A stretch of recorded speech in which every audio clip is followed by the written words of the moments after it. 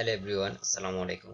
This is Zubai with Robo Reflex power electronics tutorial সিরিজের নতুন একটি ভিডিওতে সবাইকে স্বাগতম। আজকে আমরা ফুল wave control rectifier using SCR সার্কিটটি ডিজাইন করব। তো সংক্ষেপে আমরা প্রথমে ফুল wave control rectifier using SCR সার্কিটটি সম্পর্কে জেনে আসি। ফুল ওয়েভ কন্ট্রোল রেকটিফায়ার এমন একটি সার্কিট যা এসি ভোল্টেজকে ডিসি ভোল্টেজে রূপান্তর করে এবং আউটপুট ভোল্টেজকে নিয়ন্ত্রণ করার সুযোগ দেয়। এখানে সাধারণত ডায়োডের পরিবর্তে এসসিআর সিলিকন কন্ট্রোল রেকটিফায়ার ব্যবহার করা হয়, যা কেবল গেট সিগন্যাল প্রাপ্ত হলে কন্ডাকশন শুরু করে। এর ফলে ফায়ারিং অ্যাঙ্গেল আলফা পরিবর্তন করে আউটপুটের গড় ভোল্টেজ ও পাওয়ার নিয়ন্ত্রণ করা যায়। এই সার্কিটে দুটি এসসিআর থাকে, একটি এসি ইনপুটের পজিটিভ হাফ সার্কেলে এবং অন্যটি নেগেটিভ হাফ সার্কেলে কন্ডাকশন করে। ফায়ারিং অ্যাঙ্গেল যত বেশি হবে, কন্ডাকশন শুরুর সময় তত দেরিতে হবে, ফলে আউটপুট ভোল্টেজ কমে যাবে। মূলত এই ধরনের সার্কিট কোথায় ব্যবহার করা হয়? Rectifier, motor speed control, induction heater এবং শিল্প কারখানায় ভোল্টেজ নিয়ন্ত্রণে ব্যাপকভাবে ব্যবহৃত হয়। তো আমরা একটু সার্কিটগুলো দেখে আসি। এখানে আমরা তিনটা সার্কিট দেখব। প্রথমে হচ্ছে আমাদের এই সার্কিটটা হবে। এখানে হচ্ছে শুধু একটা আমরা রেজিস্টর দিছি। তারপর হচ্ছে এই সার্কিটের আমরা গ্রাফটা দেখবো একটু করে। তারপর হচ্ছে আমরা তৃতীয় আরেকটা সার্কিট দেখব।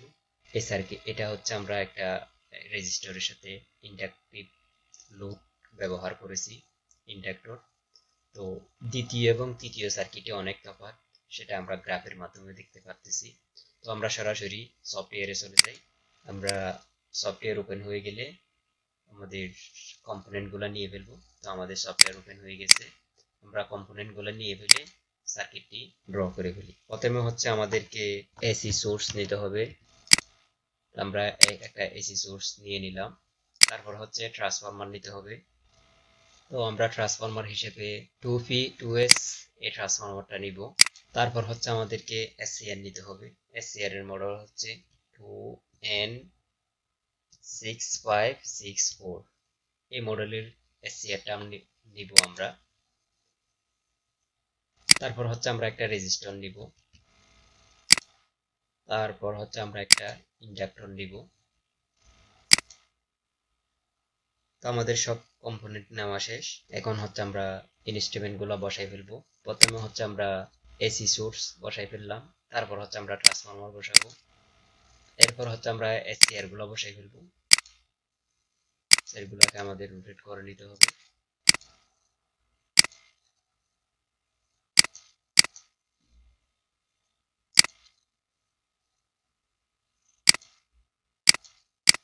আমরা এসসিআর গুলো বসাই ফেলতেছি।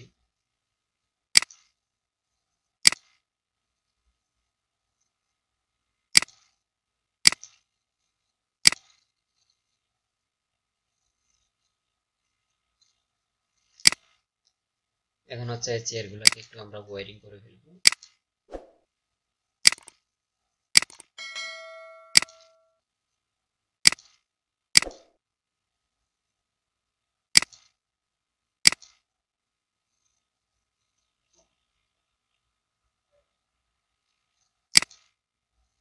তো আমাদেরকে প্রথমে এসসিআর এর নামগুলো একটু রিনেম করতে হবে।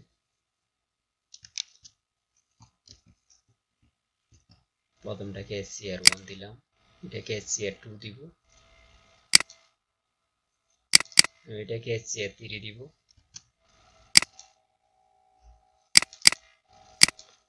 তো আমাদের SCR এর নামগুলো রিনেম করা শেষ। তো আমরা হচ্ছে 2 নাম্বার এবং 3 নাম্বার SCR এর সাথে সংযোগ করে দিব, 1 নাম্বার এবং 4 নাম্বার SCR এর সাথে সংযোগ করে দিব, এবং হচ্ছে আমাদেরকে পালস দুইটা নিতে হবে। তো প্রথমটা হচ্ছে আমরা SCR1 এবং 4 কে সংযোগ করে দিলাম। দ্বিতীয়টা হচ্ছে আমরা SCR3 এবং 2 কে সংযোগ করে দিলাম। তারপর হচ্ছে আমরা এদিকে এসি ট্রান্সফরমারের সাথে, এটা হচ্ছে স্টেপ ডাউন ট্রান্সফরমার। তারপর হচ্ছে এদিকে আমাদেরকে রেজিস্টারটা বসাই ফেলতে হবে। রোটেট করে নিই।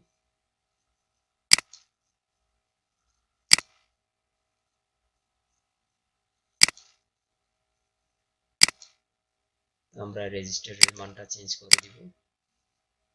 এখানে 10k আছে, আমরা 5 আর 6 করে দিব, অর্থাৎ 5.6k। তারপর হচ্ছে এদিকে ট্রান্সফরমারের আমরা একটু সেকেন্ডারি হার্টসটা একটু ইয়ে করে দিব, এখানে 4 ms করে দিব। এদিকে এসি তে হচ্ছে আমরা 230 ভোল্ট দিব।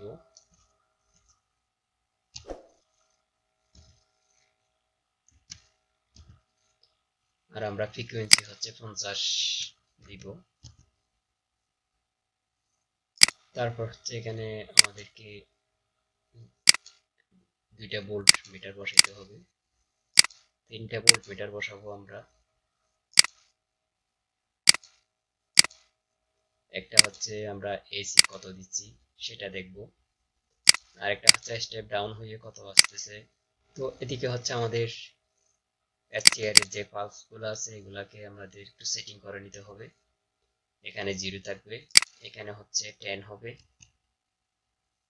তারপর হচ্ছে স্টার্টে হচ্ছে 2.5 হবে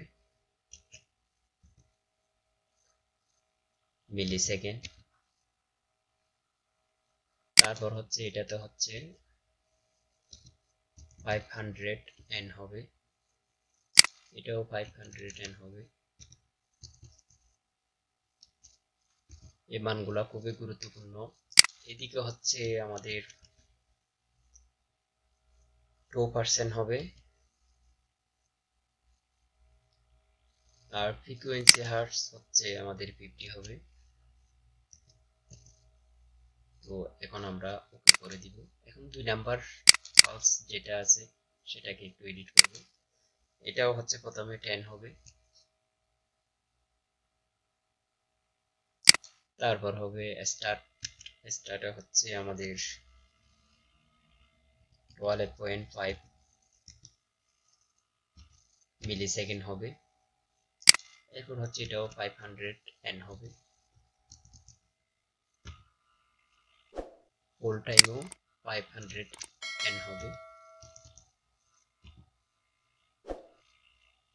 পালস ওয়েট,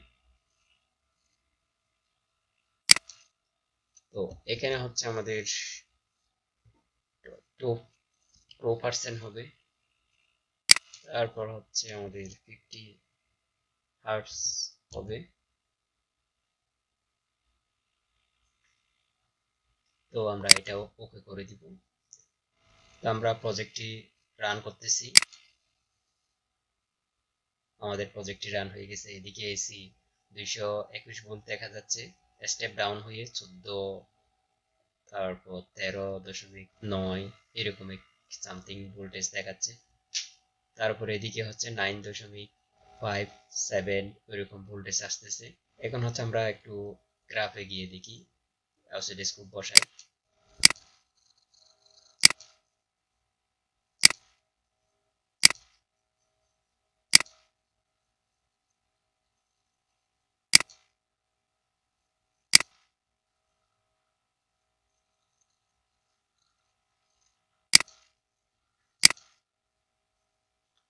তো আমাদের অসিলোস্কোপ বসানো শেষ। এখন হচ্ছে আমরা আবার প্রজেক্টটি রান করি। তো প্রজেক্টটি রান হয়ে গেছে, আমরা গ্রাফের মাধ্যমে দেখতে পারতেছি। তো আর লোডের ক্ষেত্রে ভোল্টেজ ও কারেন্ট একই ফেজে থাকে। ফায়ারিং অ্যাঙ্গেল পরিবর্তনের সাথে সাথে আউটপুট ভোল্টেজের গড় মান সরাসরি পরিবর্তিত হয় এবং ওয়েব ফর্মে শুধুমাত্র কন্ডাকশনের শুরুতে বিলম্ব দেখা যায়।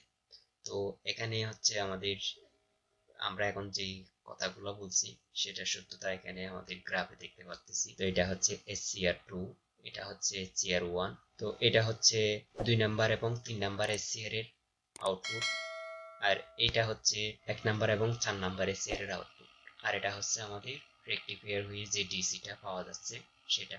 এখন হচ্ছে আমরা একটু দেখে আসি, প্রজেক্টে একটু আমাদের স্টপ দিয়ে দেখি। এখন হচ্ছে আমরা এখানে একটা বসাবো, ইন্ডাকটিভ লোড বসাবো, তারপর কি হয় দেখি আমাদের গ্রাফগুলোর কিরকম পরিবর্তন হয়।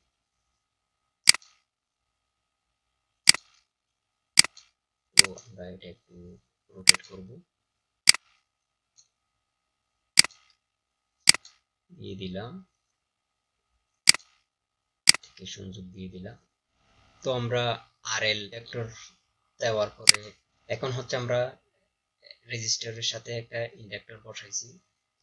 তারপর এটা বসানোর পর আমাদের কি পরিবর্তন হবে, আরএল লোডের ক্ষেত্রে ইন্ডাকটিভ রিঅ্যাকট্যান্স এর কারণে কারেন্ট ভোল্টেজের পরে আসে, ফলে এসসিআর ফায়ারিং বন্ধ হওয়ার পরও কিছু সময় কন্ডাকশন চালিয়ে যায়, যা আউটপুট ওয়েভফর্ম এর অতিরিক্ত কন্ডাকশন সময় হিসেবে দেখা যায়।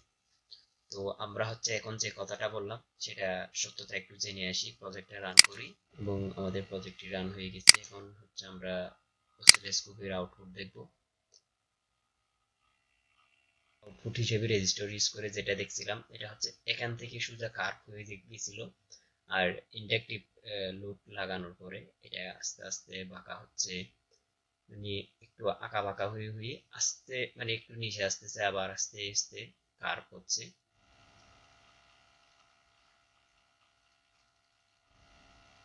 তারপরে এখানে বোঝা যাচ্ছে আমাদের আগে হচ্ছে স্টেজ মানে সোজা উপরে উঠে গেছিল আমাদের ডিসি ভোল্টেজ গুলা, আর এখানে গিয়ে হালকা বাঁকা হয়ে যাচ্ছে।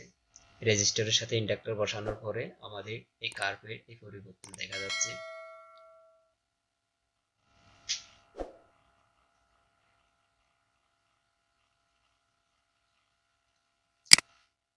আশা করি আমরা বুঝতে পেরেছি এই সার্কিটটা আউটপুট গুলা।